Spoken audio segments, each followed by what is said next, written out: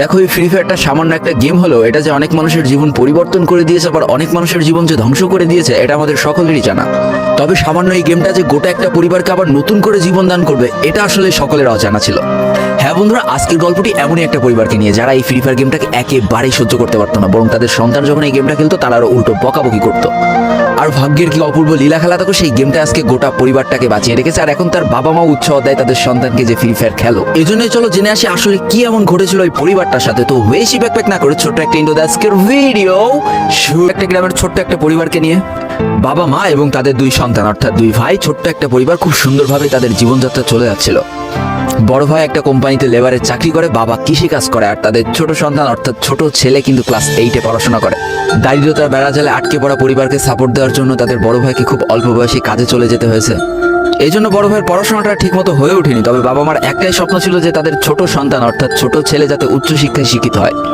এই জন্য বাবা কৃষিকাজ করলেও সারাদিন মাঠে তুমুল কষ্ট করে এসে বাসায় যখন এসে দেখতো তাদের ছোট সন্তান পড়াশোনা করতেছে, সমস্ত কষ্ট এক চান্সেই দূর হয়ে যেত।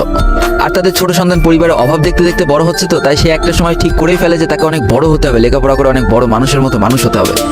আর ঠিক এমনটাই হতে থাকে। তাদের ছোট ছেলে খুব ভালো রেজাল্টও করতে থাকে, প্রত্যেক ক্লাসে টপ হতেও থাকে। তবে তার একটা বদ অভ্যাস ছিল, সেটা হচ্ছে ফ্রি ফায়ার গেম খেলা।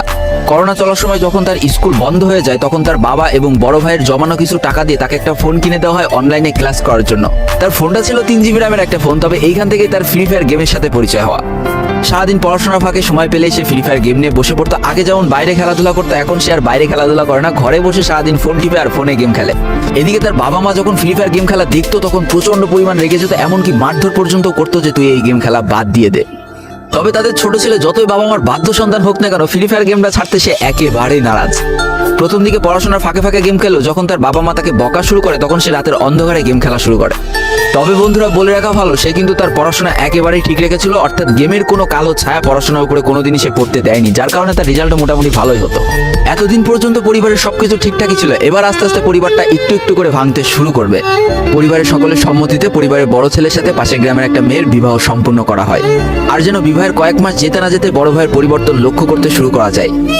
এতদিন ছোট ভাইয়ের পড়াশোনা খরচ বড় ভাই আর বাবা মিলে চালিয়ে আসলো, এখন আর বড় ভাই কিন্তু ছোট ভাইয়ের পড়াশোনা খরচ দিতে রাজি হয় না।